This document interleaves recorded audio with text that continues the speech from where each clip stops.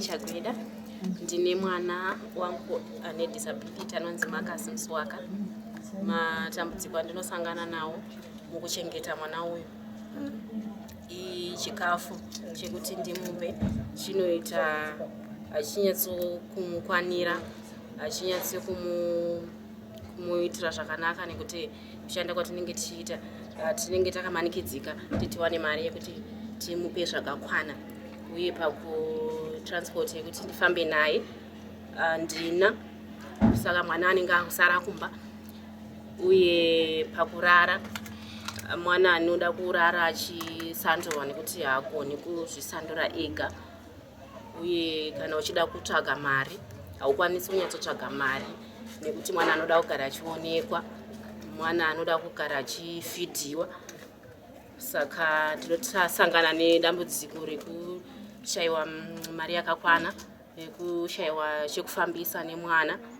Uye musociety nevana vedu vakadai zvine zvakaoma, nekuti vanhu vanenge vakumusarudza, haukwanisi kusununguka zvakanyanya pakuti mwana abude panze. Zvinoita sokuti uri kuviga mwana asinoda kuti hana cheya yekuti agare kana transport yekuti ndifambise nayo. Saka rubatsiro rwandingada icheya yekuti mwana ndikwanise kufamba naye, kana mari yekuti ndikwanise kumutengerawo chikafu chekuti ave nemavitamins akakwana asagare achirwara. Ndonzi Mr. Muswaka, ndine mwanangu anonzi Marcus, akazvarwa neinonzi cerebral palsy, ane 8 years now. Asati akwanisa kugara kuita anything.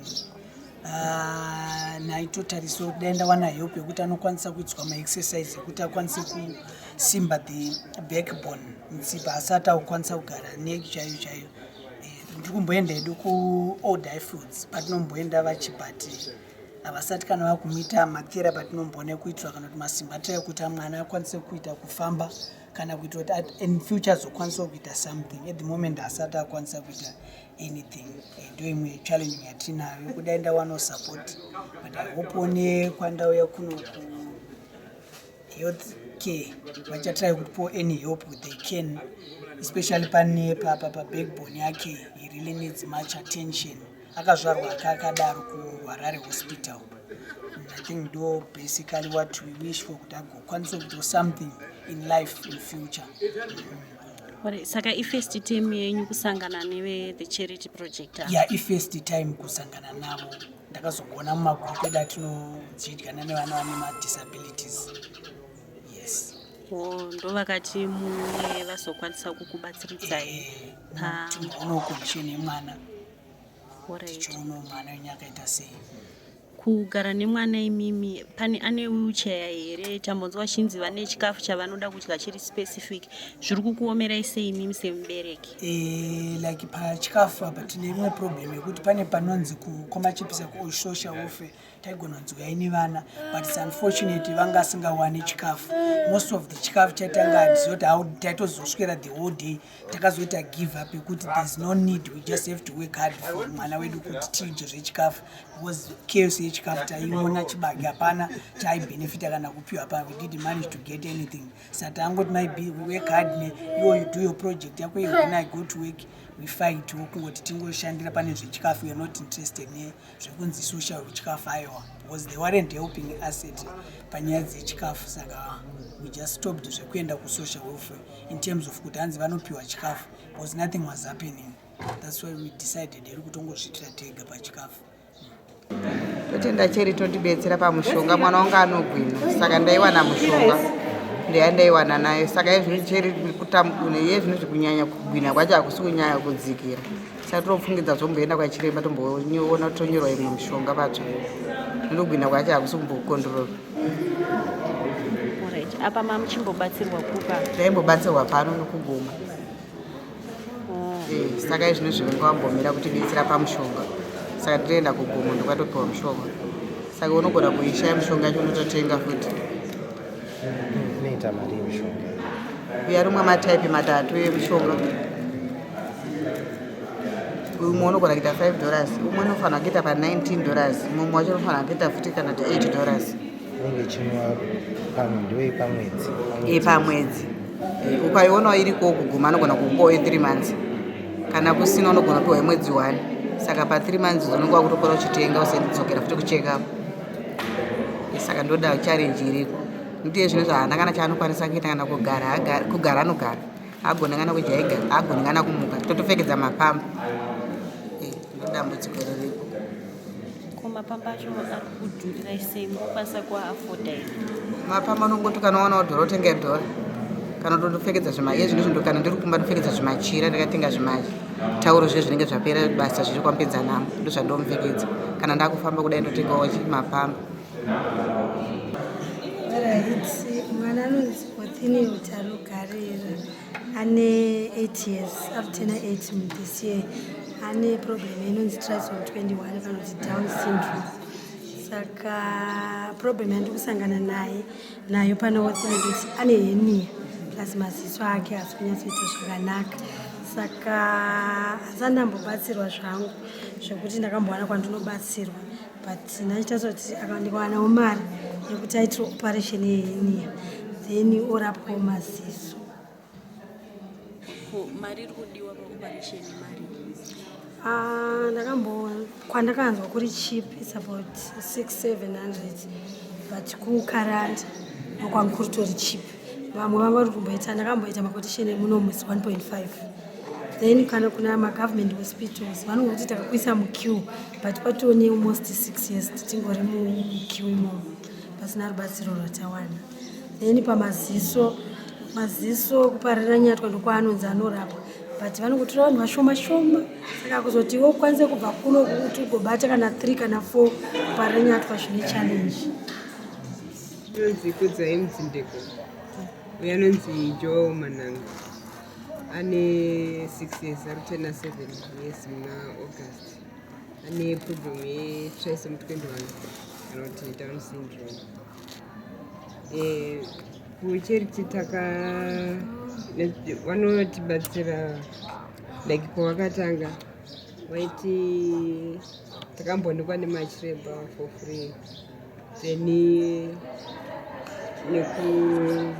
nekupa vana matablets vanaonekwa zvinoita matablets because mamwe matablets acho anenge achitora, so pane vamwe mwana apuwe zvake matablets but ange neissue yekuzvimba paweight matesticles akaizvi, saka ita zvanzi ihenia, saka ida kuoparetwa. Saka ndakazoshaya mari yekuti agadziriswe henia, saka wechiritawo kwakandipromisa kuti vachazondibatsira. Saka ndikoti ndakangotarisa kuti vachandibatsira, then pachikafu taimbopuwa chikafu newecharity. Inhangu chandodobatsirwa kuti agadziriswe zvehenia, then kana paino like madiapers mati asina kuenda kutoilet, asina kugona kushandisa toilet, nemaspecial foods avo vanoda vacho anosarudza. Zita rangu ndinonzi Sylvia Chiyangwa, ndine 50 years. Ndine mwana wangu anonzi Nekutenda Muchiwa musikana. Nekutenda akazvarwa 2013, akazvarwa aine dambudziko reencephalosis, ndobva aoparetwa aine 2 months. Saka kubva ipapo Nokutenda zvinhu zvake zvese akatanga kudhileya dambudziko rake rekuti anononoka, kutaura, kugara zvese akanonoka. Saka 2021 akazoita dambudziko reepilepsy, ndokubva akagwinha zve3 months, ndokubva azobatsirwa neveThe Charity Projects vachimupa mushonga sodium valproate. Saka ndinoda kutenda veCharity Projects ipapo nokuti vakandibatsira, nokuti mapiritsi aya ndiri ndega ndanga ndisingaafodhi kuatenga, asi veThe Charity Projects vakandibatsira zvakanyanya. Saka kubva ipapo mwana paakangotanga kuanwa mapiritsi iwayo, handina kuzosangana nedambudziko futi rekugwinha zvakare. Saka ndinongoda kutenda izvozvo. Padiet yake Nokutenda munhu wekuti ezvine zvaakudya zvese, pekutanga imbonetsa, asi ezvine akudya chese chinongonzi munhu anodya. Dambudziko rainaro kunyanya nderekuti patoilet ndopachine dambudziko, papamba ndopachine dambudziko napo. Ndo zvandingangotaura pana nokutenda ndinogara muno muhighfield old highfield.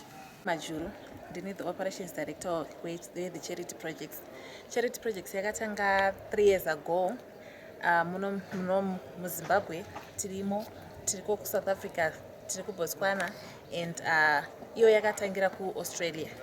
Tine vana 20 vatinochengeta. Vana vanorarama neurema hwakasiyana siyana. Vamwe havagoni kutaura, vamwe havagoni kufamba, vamwe kudya kunovanetsa, vamwe mitezo yavo yakatyoka. Ndo vana vatinochengeta. Vana ava tinovabatsira nechikafu, tinovapa chibage kupera kwemwedzi, nechikafu, mafuta, zvinongoita kuti vakwanise kudyawo vabatsirikane vari kudzimba. Also tinovapa zvekare mishonga. Vana ava vanoda mishonga, mapirisi avo avanodiwa kuti vamwe kupera kwemwedzi kwega kwega, ende mapirisi aya anodhura. Saka vana ava tinovabatsira nemapirisi aya kupera kwemwedzi kwega kwega. Chakaita kuti titange the charity project, takaona kuti vana vari kutambudzika ende vana ava vari kusiyiwa, vari kuneglectwa either mumhuri or mucommunity. Vana ava vanoti vakazvarwa mumhuri vanotosiyiwa, vabereki vacho havachatodiwa, zvonzi vana ava pakaita kushereketwa kwakaitwa mumhuri, vana vakaroyiwa, saka havasi kutambirika even mucommunity. Mukaona vamwe vana vachitamba muroad, ivava vana ava hamuvaonawo vachitamba muroad because vanenge vachingosiyiwa. Vakada kuti vaizotamba nevamwe, vanhu havadi kuassociata nevana. Saka isusu takaona zvakakodzera kuti no, vana ava vana vakangofanana nevamwe, hapana chakasiyana kwavari kunze kwekungoti ivo maybe mitezo yavo ndio yakangoti siyani, asi zvimwe zvese takangofanana. Saka tinoungana pagore pega pega tichivaitirawo maparties ekuti vana vasununguke, vafilewo kuti tiri vanawo vakangofanana nevamwe. Ende kana mukada kuvatarisa kana tatanga pati, vana vanenge vachifara kuratidza kuti havisi zvinhu zvavanosangana nazvo everyday pakurarama kwavo, zvinhu zvavanoonawo once in a while. Saka vanodawo kuramba vachingochengetwa, vachingotariswawo zvakanaka. Ende vabereki vachona vari kuti zvona vari kusangana nemachallenges akasiyana siyana pakutakura vana ava. Vari vadiki vanenge vasinganetse kutakura, asi nekukura kwavari kuita vari kutowedzerawo weight. Ende vabereki vanenge vati kureyo, havachakwanisi kutakura vana. Saka vanenge vada kubatsirwawo nezvinhu zvakasiyana siyana zvakafanana nemawheelchairs ekuti kana vakufamba vanofamba navo vachivapusha, mawoka ekuti vana vadzidzire kufamba vari vegawo, nechikafu. Vamwe vachona vana havakwanisi kutsenga, vanodya chikafu chiri soft chega chega. Most of them vanodya porridge. Saka vanenge vafanira kutenga maporridge kana macerevita, but sezvatinongoziva kuti vanenge vasingakwanisi kutenga cerevita, rinenge richivadhurira. Saka vanenge vada kutobatsirwa, ndo patinozovapawo chibage chekuti vapote vachibikira vana chikafu ichochichi. Ende vana vanokurudzirwa kudya chikafu chine utano, chakafanana nechikafu chedu chechinyakare, upfu hwezviyo, hwemhunga, asi kuti vakwanise kuzvitenga havana mari yachona. Saka ndo patinopindawo tichivabatsirawo kuti vakwanise kuva neurarama hwakanaka.